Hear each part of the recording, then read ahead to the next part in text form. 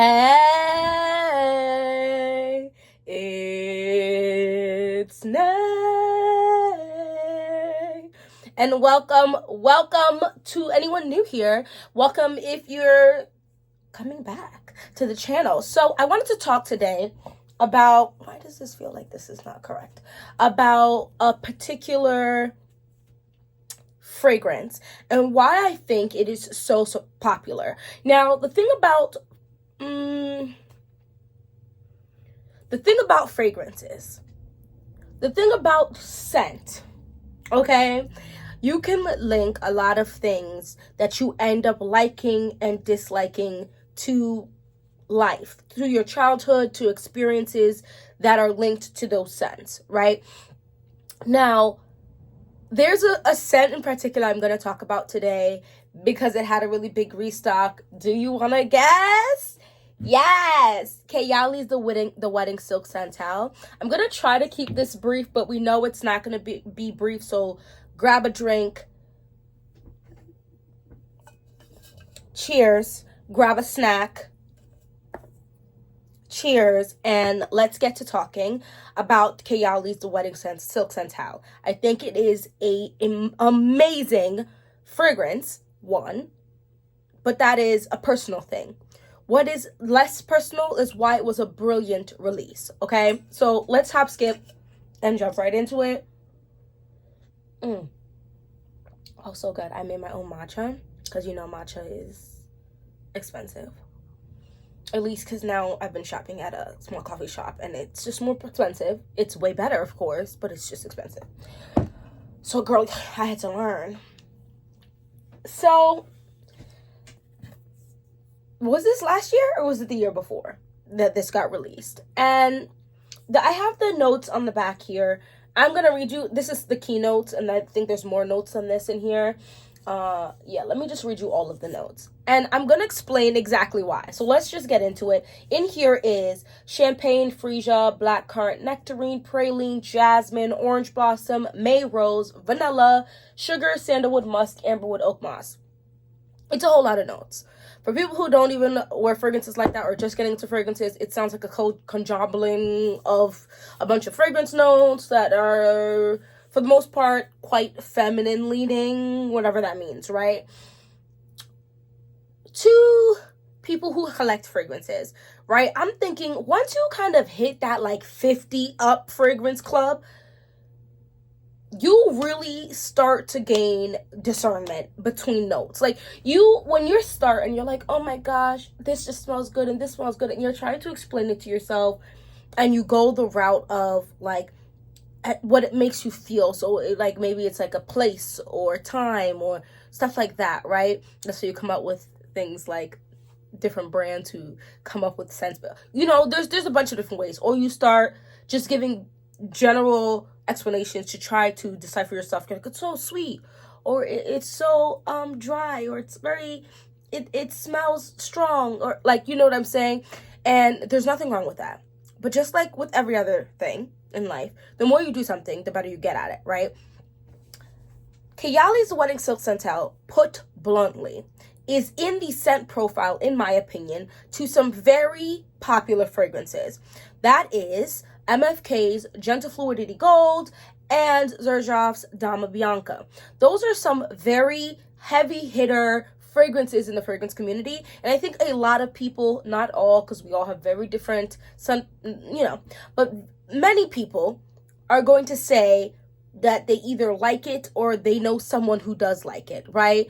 Think along the lines of like, let me not get into baccarat, but you get what I'm saying, you feel me? It's the same scent profile. It's a basic scent profile, but when done well, when done right, it does a lot of good stuff. Now, especially when it enters into a different price point for the same things, right? So there are people who love to buy dupes of things because they don't care where, like, the name brand, or they need to save the money or want to save the money, right? So then you can go to dupe houses or impression of houses to get the same scent of very popular fragrances. But then you have a group of people who are not the biggest fan of shopping with specific dupe or impression houses.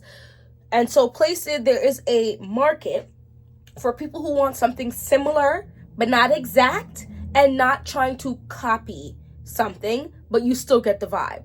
And that's where I feel like Kayali's The Wedding Silk Santal slid right in, right? Because the price point of a 1 fluid ounce Dama Bianca, and we're going to break down all of this, is $100 for this very lovely small freaking bottle of magic juice is $100.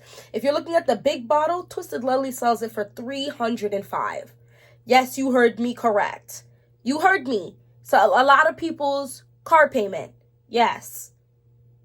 Have a few cars, insurance. Yes. Okay. It's expensive. It says fragrance that you can get it for $220, but that's still high.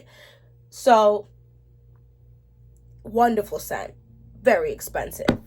For those who don't care about dupe houses, places like Okcha will sell you Kayali. I have gone through bottles of this juice. Amazing. Another dupe. This is Junoon Noir. Very much giving a dupe. Very nice. Wonderful stuff, wonderful vibes. Another fragrance I feel like falls under the category, and I'm obviously talking about the original too. I have the dupe. I like the dupe, not enough to have the original though. But this is Floral Musk. And I think that, in my opinion, it doesn't smell, none of these smell exactly alike, but it falls under this powdery, sweet, girly, feminine type of scent profile. Now, some smell a little bit more grown, some smell more childish. Why when I typed dossier, a bunch of nonsense came up? But I would say this is a little bit less sophisticated than what I'm talking about, but it's a similar vibe, guys. It very much gives this candy-like sweetness with a touch of powderiness and some vibes that is just feminine and girly. Lord, I love this. So, Kayali, when you hit stuff like, and I think Gentle Fluidity Gold, that's the pricing I was looking up next. The pricing of that is $245 to $260. Okay? Which is expensive. And then the small bottle is $170. So guys, it's expensive. It's a lot of money, and I can completely understand. This now slides in at 50 ml at $100. What I'm saying is Kayali slid into a price point that you can get a bigger bottle for either the same price as the smaller bottle from the name brand, or significantly cheaper than the bigger bottle from the name brand.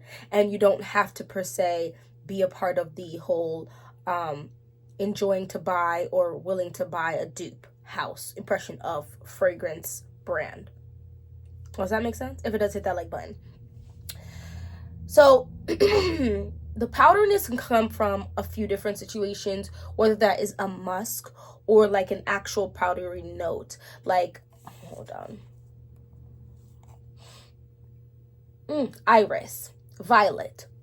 These give that candied or powdery type smell. And then you pick a fruit, and those notes will candy it up. I should say, powder it up a little bit to remove it a little bit from being too childish, right? So in the Wedding Silk Santal, your fruit in here is nectarine. And then they have musk and sugar, right? And then you have Dama Bianca. The fruit in here is kumquat and lime. And then you have the iris and the violet. And you have musk. And you have amberette in there, which is musk mallow. Gentle Fluidity Gold. You have the juniper berries and the musk. So, oh, and let me look up this floral musk so I can tell you exactly what this is duping. I feel like it was, let me not even try to say stuff and then ooh. This is a dupe for Lancome's Idol, which I feel like also had a big hype, and they dropped like 6 different iterations of it, which it's a good fragrance. And in here, the note, the fruit and the note is, and I could have just looked on here, but I don't know, I didn't. They have pear and lychee and musk. So it's giving, and then a lot of them have vanilla in it as well. So keep all of that in mind. Anyway, it's all a very relatively similar formula that's absolutely chef's kiss, hands down, amazing, right? When it comes to people's, this is going to get low-key deep for 2 seconds, and then we're going to step back out of it. But society deems certain things to be feminine versus masculine, right? That's why, like, things, notes like suede and patchouli, and, well, maybe not patchouli. I might be reaching with that one. But there are certain notes, like woody, certain, like, woody notes, lavender. I mean, there's a lot. You can look that up yourself, but there's just certain notes that are typically thought of as masculine, and then there's certain notes that are typically thought of as feminine. I'm not agreeing or disagreeing, but that's just when we take society, okay? That's just what happens. So when you take fruity notes and you add a muskiness to it, it lends and leans itself towards femininity, especially when there's other notes attached to it, like vanilla, that just make it even sweeter. When you give it any type of fizziness or powderiness, the fizziness leans to thinking bubbly and champagne, which leans to feminine thoughts, which is why you have things like Eden Sparkling Lychee. I would even put this also potentially in this category, because it follows a similar situation, to be fair. And that's also why that one sold pretty decent. Mona is very intelligent in that she picks very popular notes and scent profiles that are doing well with the masses. But she also, when she introduced not so normal scents, right, she adds very used to scents to it and tones down the ones that might not be as appealing. So it's almost entering the market, like her oud collection, right? You enter the market of oud, which is not something most people in America are wearing, but a lot of people did have fairly positive reactions to it because of the way it was done. And so you just pick a fruit, you pick a musky or a powdery scent profile, you add a little woods to it, some vanilla, maybe a touch or two if you want to keep it grown, keep it classy, keep it sophisticated, of greenness, of earthiness, something of that nature, and you have a fairly amazing, I was gonna say award-winning, but you get what I'm saying, amazing scent. Now, I've heard a lot of people have some smack to say about why not just release it as a regular fragrance. Now, I'm not Mona, so I can't really tell you exactly what the thought process is. I can just tell you what I think might be the reason behind it. There's probably a couple. One, it's called the wedding, like she releases for her wedding collection, so it's almost was gonna always have some type of notoriety to her and to the masses, right? It doesn't want it to be regular, because it's not every day you get married, you know what I mean? It's not every day you celebrate your anniversary, your whatever, you know what I mean? So I'm not surprised. 2, I also feel like, yes, it does create this I want it and I must get it, because it's not always accessible to me. And as a regular masses, we're like, well, why would you do that? Because we're thinking from our perspective. But from her perspective, she's going to see a hike in money regardless. She knows that if she want to see a nice jump in money, a jump in, profits, she just got to give a special release to this. And people are going to run. She left us with the Vanilla 28, and I need to buy another one of that. And she left that as like her cash cow type of fragrance, which is very intelligent. This doesn't per se need to be a cash cow. You get what I'm saying? So gosh. And I think what makes this one very lovely is that it has this almost like fuzziness to it. It's like a sweet fuzz, like the peach. What is it? A nectarine. Them something come off similar to me. Peach and nectarine. I've eaten both. It's a similar vibe, but whatever. It's almost like the fuzziness of it, and it's very smooth. Like, she blended, she said, I want every note in here to have that sugared musk. And when I want a musk, I want an airy, fluffy, sweet musk. You get what I'm saying? And so as it wraps around everything, praline is also sweetness, and I believe there's vanilla in here, which is also sweetness. The nectarine is going to lend its own sweetness by giving a little, but also a little brightness. And I think the brightness in all of these fragrances also give it the edge that it has over some other fragrances, because who does not want to smell sweet, bright, musky, or powdery, right? Like, when you take into account just some of the popular fragrances out there, it's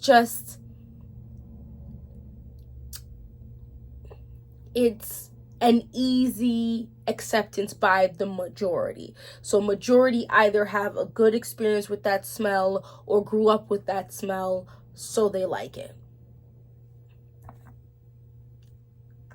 And I feel like scents like this are more universal in the seasons. Let me know if you agree. They're more universal in the seasons because they work throughout the seasons. You can wear Gentle Fluidity Gold or Ultra Callan winter, spring, summer, fall.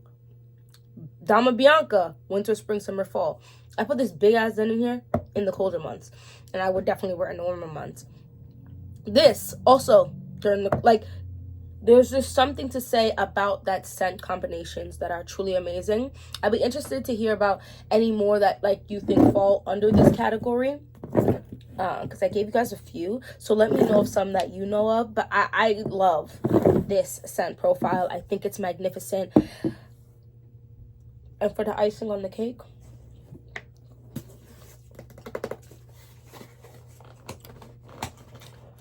I feel like it is cool to be able to say you broke Sephora for a little bit. You know what I mean? Like, that's just like a vibe. That's an energy. And of course, I feel like that makes Sephora want to keep working with her. You know what I mean? Because that's something you also have to take into consideration.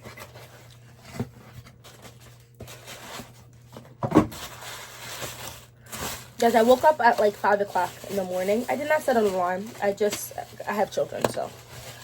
And I was up, and Sephora was not working. But you know, if you know, you know, there was no way I was going to let this come back in stock and not pick it up. I cold turkey stopped wearing this a while ago because you're not going to catch me without this if I can avoid it.